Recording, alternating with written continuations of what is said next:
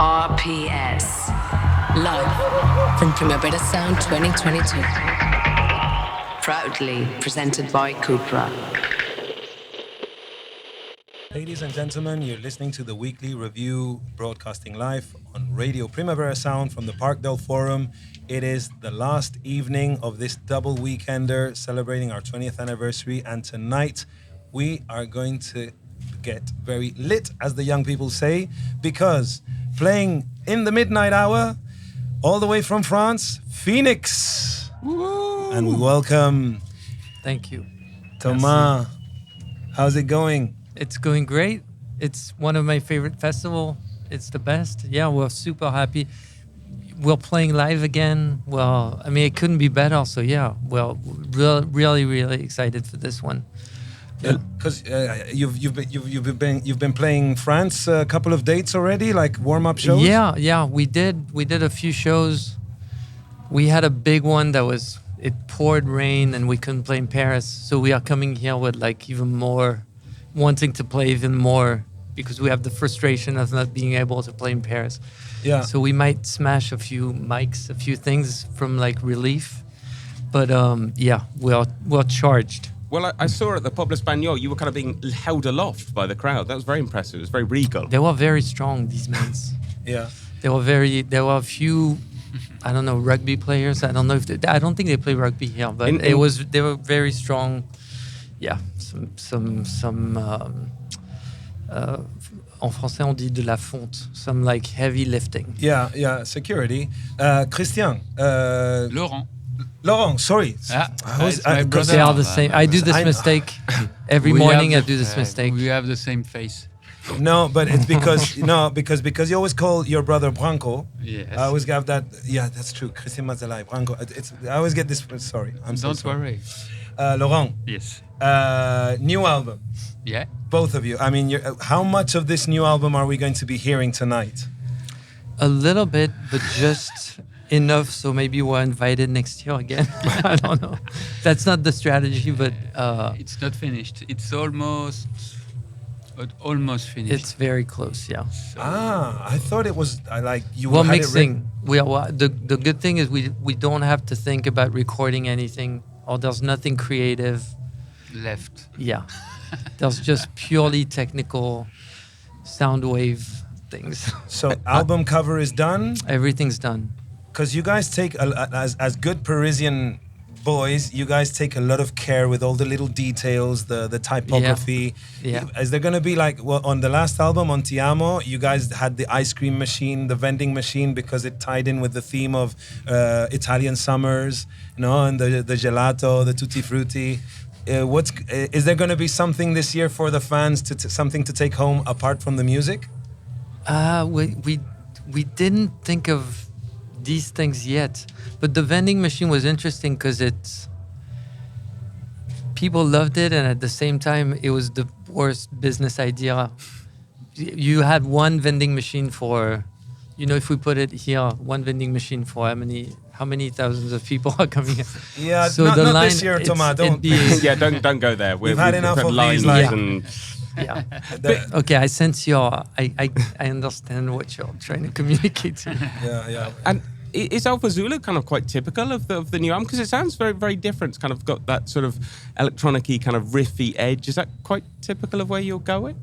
The album is very, the spectrum is very wide. So this one is more in the weird side, on the weird side, which we love. I mean, the best songs sometimes are the one when you hear them first, you're like, what is this? So we wanted to create this emotion at the beginning. Then there's more traditional Phoenix, more tender stuff, maybe. Yeah. Are you referencing Busta Rhymes on the song? No, well, maybe, because could be. When we were making our first album, this was the song that was on the radio the most, maybe, and I think a lot of the bands that we grew up with, all the French Touch, there were a lot of people that loved this song, and I think it's in our DNA somehow. but I don't know. I'm not sure. Maybe I'm saying Wuhan. Maybe it's dependent. I have no idea how this came. I don't think so, but I'm not sure where these things come out. You know why? I know the Alpha Zulu part, which was a flight that was like very scary, and that was the airplane tail. Hang on. Explain. Yeah, what's this title like? What's the reference to? The end of the airplanes, they have the aeronautical alphabet. So Alpha Zulu was the plane. Yeah. So the plane was kind of going down. It was like Alpha Zulu, Alpha Zulu. For the AZ, no? Like yeah. if it's like AZ 909, no? Alpha Zulu. And that stuck with me. Well, what did you like about the phrase? Or was it just because it was Alpha Zulu? Yeah. I think it felt like a life-threatening moment. So it was like, I'll take it. Whatever it could have been. I don't know if it was Papa Charlie, if I would have named the song Papa Charlie, maybe. And usually, you've always had an external help making your albums. I know you guys obsess over things, little details. Sometimes it can take forever, right, to finish a song. Yeah. Was it like this time around? Were you faffing about a lot? Yeah, we spend a lot of time on small details that no one will, even ourselves, won't notice in 2 years. Yeah. But that's part of our personality. This time we did the album on our own, almost. We had the most beautiful studio of the world because it was in the Museum of the Louvre, in the Palace of the Louvre. You recorded in the Louvre? Yeah, they let us down. It's the Palace of the Louvre. There's the Louvre, and then there's another museum called Musée des Arts Décoratifs. Oh. And we had an empty room there where we created a small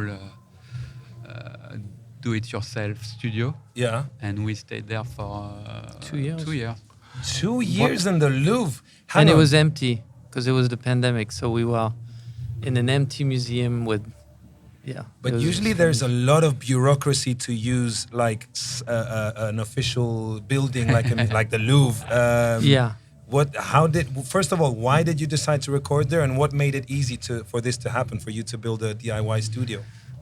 I think we always like a place that's not necessarily appropriate for music. A place that doesn't have gold records on the wall, so these have like amazing everything else.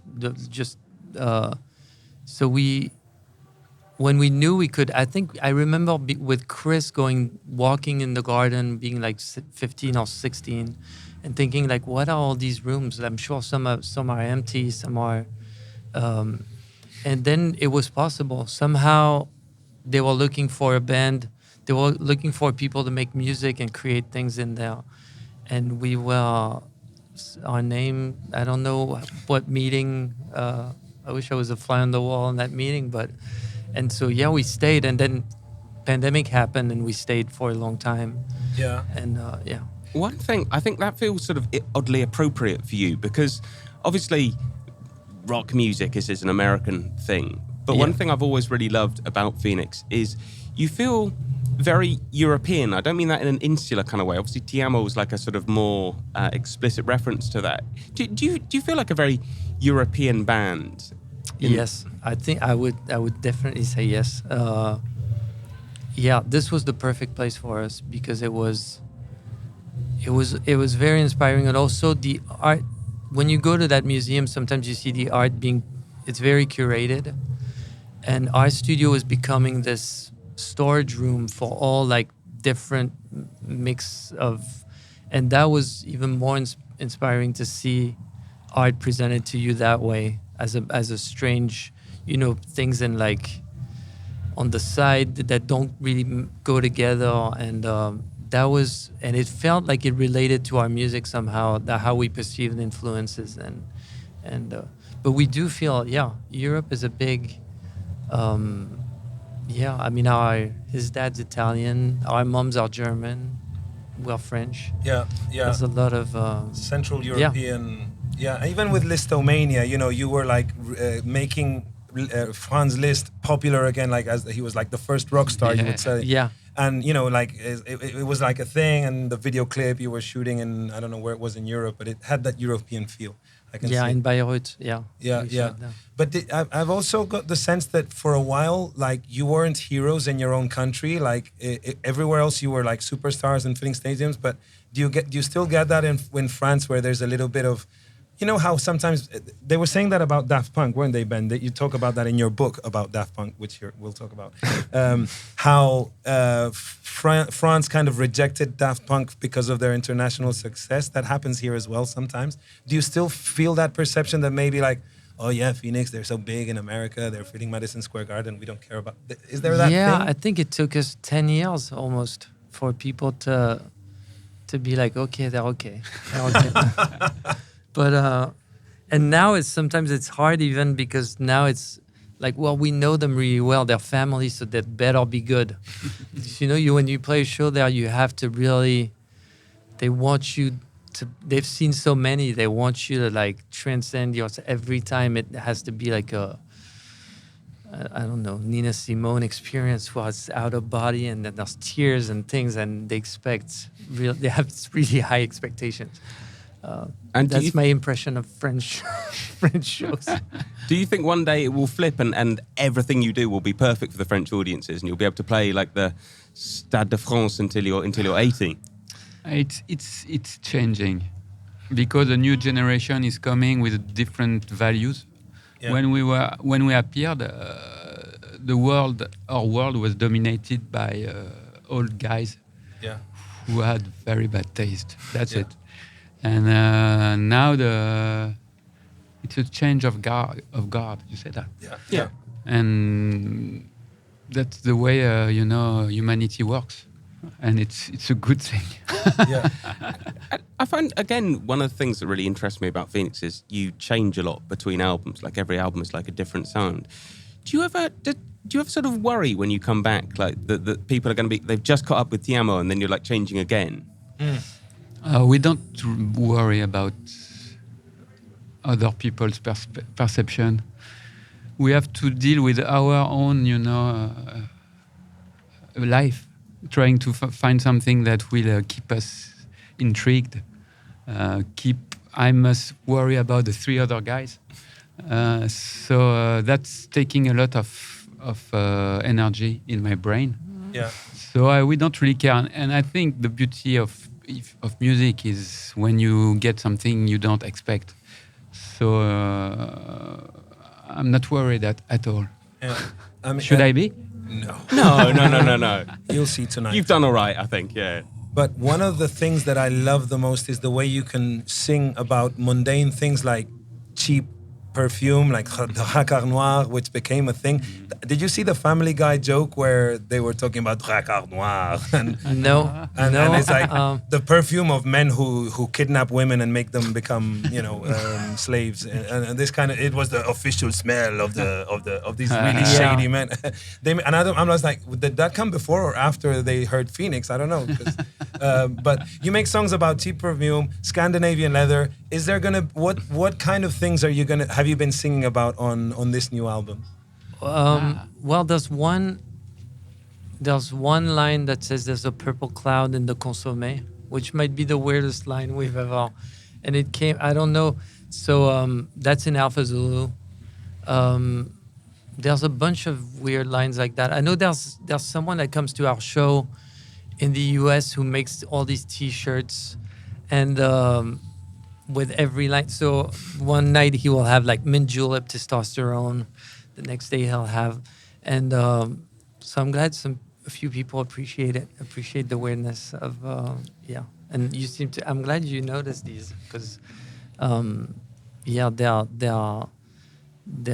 they're fun. At first, it seemed like it was almost like an Easter egg or something. Yeah. And now it's just mostly this. But you have to be careful nowadays because it could be perceived like you are, you know how now you have to be careful about, what do you call it, elitism or being a bit snobby about like Jacquard Noir is like, oh, there's a certain type of people use Jacquard Noir, and now it's delicate, no? Do you guys, are you on guard with the cancel culture? No, I mean not for this. I don't think for this because I think besides Dracar Noir, I don't think there's anything. I mean, mint julep testosterone is about. There's a lot of you see Kentucky Derby, you see these males that have like pumping iron, and they're wearing these super tight shirts. And I always thought that was like a very specific. And they're drinking mint julep because that's what they do The there. official drink, the Kentucky And I Derby. think, I mean, I don't think it's cancel. I don't know. We talk negatively about people who are in a position of dominance. Yeah, exactly. Punching up. That Ben taught me. Always that. punch up. Always punch up. Yeah. Gentlemen, Always punch up. Always punch up. Never down. Uppercut. When we were kids, Dracar Noir was in every magazine. You had an advert. They had billions of euro francs back then. So for us, there's no problem. No problem. Even Teen Spirit smells like Teen Spirit. Teen Spirit was the Deodorant. Yeah. I think that's the same idea, sort of. Yeah. It's like the testosterone perfume, I stronger than your own smell. was going to say, I have a theory about people who write songs in a language that isn't their first language. That they write better lyrics because they kind of bypass their own language and kind of maybe go for the simple emotions or simple feelings. I often think about ABBA, to be honest. Yeah. Do you think that's true? Do you feel it in your own writing? True. Yeah, I think that's what we are going for. Correct. Oh, I mean, in growing up, I remember like the French Nobel Prize. There's like 3 or 4 years in a row where it was Eastern European that learned the French language 2-3 years before that won the prize. So there's always something where you think like, okay, they're putting words together in a different way. They have a little more. There's something different, and it's true that we're always looking for something that's a little off, slightly off. And even if I know that I tend to use adjectives as either verbs or because that's something we do in French, and I stick to it. At first, it was like that's a mistake. But now we embrace the original mistakes. Another thing I love about Phoenix, and a lot of my favorite bands have this thing where they create worlds. So, like, if you got a really good band, like a Kraftwerk are a good example, and you'd be like, that film is Kraftwerk, that film isn't. Not that they've said it in an interview. And I get that feeling about Phoenix as well. I think you could be like, okay, this book is Phoenix, and that shirt is Phoenix, but that T-shirt isn't Phoenix. Like, Less Than Zero, the film adaptation of Bret Easton Ellis's Less Than Zero book, would that be a Phoenix book? Sorry, Ben, I've put you on the spot. Well, I haven't seen it. That's read the a book. great. Yeah, that's a great. I mean, there are a lot of things we like that are not. What's the question? Sorry, I muddled it. It seems like there were two. World building, like, Building Yeah, world. do you consciously build a world? Do you think like that Phoenix has got to be more than I don't mean just music, but you know what I mean? It's got to be more than the songs and the albums you put out. It's got to be the whole kind of thing. It's got to be the way in which you can. I think we unconsciously we build this world, but knowing that we're doing something unconsciously, the four of us. It's more and more therapeutic. The studio, it's kind of a. And with pandemic again, it became ridiculously therapeutic because when we got back together, we were like, it was like our first record again. It was the same feeling that's what we're good at. That's what we should be doing together. It made sense, and that's. Well, you guys, when you tour hard. First of all, how do you balance family life with these intensive touring schedules once you released an album? We do. Our strategy is very good for private life, but our management hates it because we do little sections of 2 weeks, and then we go back home, enjoy life, have a coffee on la terrace. Mm-hmm. So our strategy is to think in a very selfish way Yeah, about having a good life. yeah, yeah. You know, a lot of bands, they just tour, and after a while, touring is weird, you know. Yeah. Every day you sleep in a different bed, and we are mammals. Mammals. We are yeah. mammals, and we're supposed it's not working. After a while, you split. That's what bands Yeah. do, don't they? Philippe Zdar used to quote Oscar Wilde like multiple times. He said like it's something like I use my talent for my art. I use my genius for my life. Like, Wow. and so That's it. he was always applying this rule, and that's why it was sometimes hard to work with him too. But that made the charm and the charisma and the aura of the guy. Yeah, speaking of Philippe, may he rest in peace. He was always kind of your guru in the studio who would help you defeat blockades, no? Yeah. What was it like? Did you miss his presence making this new album? Did you have someone else that you could rely on who could like break unblock a creative block? I think he had like a Jedi, like, because he would always, the previous records, he would come sometime in the beginning, like once a month. So we expected what he was telling us. So this time it's no difference whenever we're thinking about structures of songs or I think we can guess what he would like to hear.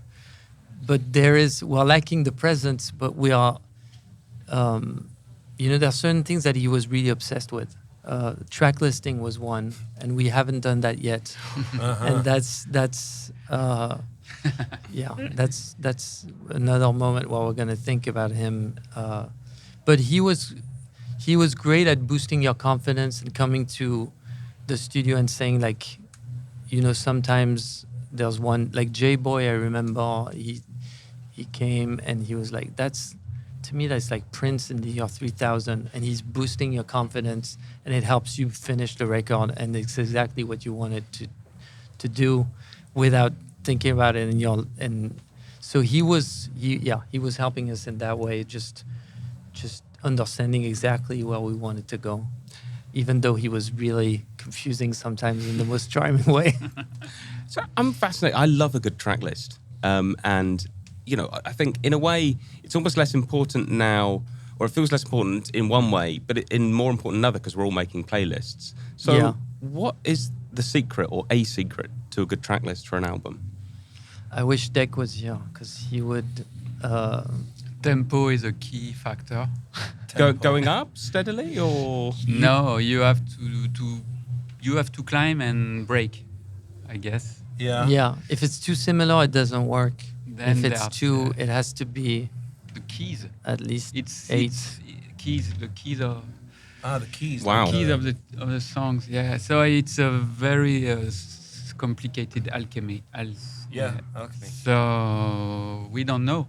We don't know the secrets, yeah. but we know when it doesn't work. That we notice. And where do you play demos? Like in the car, or do you have a room where you like to listen to? Do you listen to it together, or each of you go separately? Sorry, the best track listing is Johann Sebastian Bach.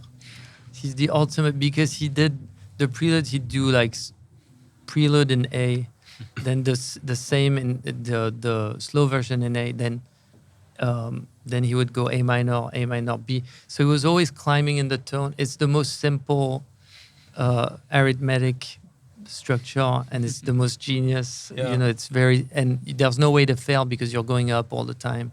Yeah. And when you play a bass line from this dude, This dude. so when Say you yes, play please. bass line for him, it goes up all the time, and you have the feeling of the eternal loop, sort of. That's Yeah. So maybe that's Yeah, you were putting stuff on social media, like little tiny loops of what you were working on. Yeah. So is there gonna be a concept around looping on this album? Maybe we did it without. We knew there was something, but we couldn't find a way to make it into a real concept. Yeah. So we are still in the process of throwing things and seeing what's gonna float and what's gonna couler, comme on dit. Sync. Sync. Sinking and floating. Is it who produced the album? Just the four of you, or did you have who did you work with? I don't know anything about Just us. It's just us. It's very boring for an interview because No. it's just us. No, we had friends coming. We had friends that came by the studio and helped us a little bit. And Bangalter. he came by. Yeah, he was really helpful. He came by. I don't know how you know that, but I imagine. because we never. But yeah, he's. Yeah, it's. You know, when you have friends that are great musicians and they come by and they give you it's super precious, these moments. You're like, you want to record everything and you're like, so what do you think about it? Yeah, he was helpful. And we had, I don't know, my nephews came, they were like, I could see like, okay, that one's he's really deep into that one. Yeah, it was really fun to invite people in the Louvre. That's the other thing, is that people come by and they were ready by the time we would play music for them. They had seen art and they had seen it so much. It was great. Would you host them? Like, would you have like nice wine or tea and Sometimes. biscuits, fancy stuff for them to enjoy? Some did a things few- have to remain a secret. Oh, okay, yeah. Let's not break the because they would fantasy. kick us out of the museum if they knew. I was roller skating on the marble of the museum. Oh my And word. people, I at some point I was like, this should not be. I saw the security cameras. I was like, I don't think I should be roller skating. Imagine if you but- tripped and fell and the hand punctures some priceless artwork.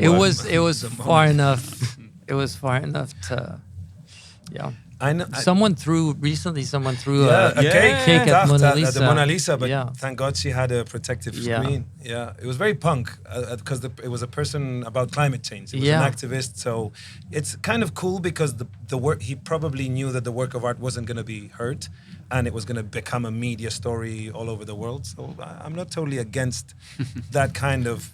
I prefer that kind of. Yeah, I agree. Terrorism Yeah. than Yeah, hurting I people. agree.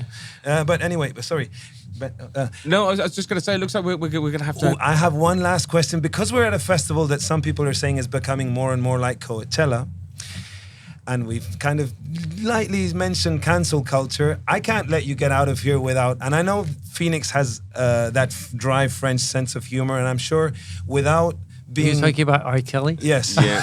So, yeah. how do you look back on that now? Obviously, you didn't know We who you I were mean, I don't inviting know to if we stage. should look back on that, but we had an intense moment when that documentary came out of just really freaking out and being viciously, I mean, not viciously, viscerally nauseous. And I mean, it's I don't know what to say because it's really. It's really disappointing. It's Yeah. insanely creepy. It's just I don't know. It's strange because when you have these moments where you want them to be really special, we always think of like what's something that's far away that no one will think of, that who would play with, you know. No one would. And that year, everybody was expecting us in Daft Punk again, and we knew we shouldn't do that because that's something we did before, and we wanted to. We wanted to work with the Beastie Boys because Adam York, we played in the studio with. He let us use his studio in New York for a long time, and then he passed, and we thought like that's our biggest moment. We want to do something. But it didn't feel at the same time that it was, I don't know, it wasn't, and somehow the total opposite idea of like something precious and with heart and with something that was so remote and far out seemed like a good idea. And then you regret it. Yeah, then you see the things and you regret and so Yeah, I don't. I mean, I don't know. Everything. A lot of things have been said, and like a lot of, and I'm still. I've even forgot because there's the maelstrom that we were in at some point was really intense, and I forgot what we went through a little bit. It's kind of like we pushed it aside because it became really ugly. You know, it became really violent. That's another thing that's happening these days. Like that's a little. There's a side in music that you put out music, but then sometimes in some platforms you don't read the comments anymore. You want to interact with people, but you just don't because it's too violent. It's too upsetting. It's too yeah. I'm not sure I answered your question. I kind of dodged it a bit, but I feel like emotionally I want to dodge it. Yeah. If you understand what I mean. Well, they're telling us to cut because you have to go, but I hate to finish on such a down low.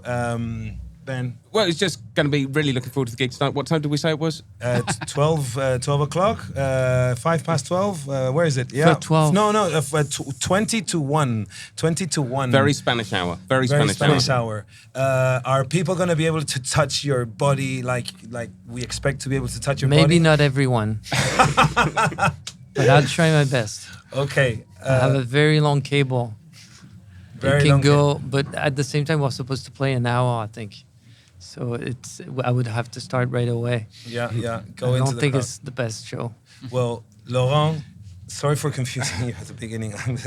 Laurent. Even my mom confused me. My brother. Laurent, Thomas, Mas, everybody give it up for Phoenix. Thank you. Here at Primavera Sound 2022. You've been listening to the Weekly Review. Thank you for listening to Radio Primavera Sound. Thank you. RPS. Live from Primavera Sound 2022. Proudly presented by Cupra.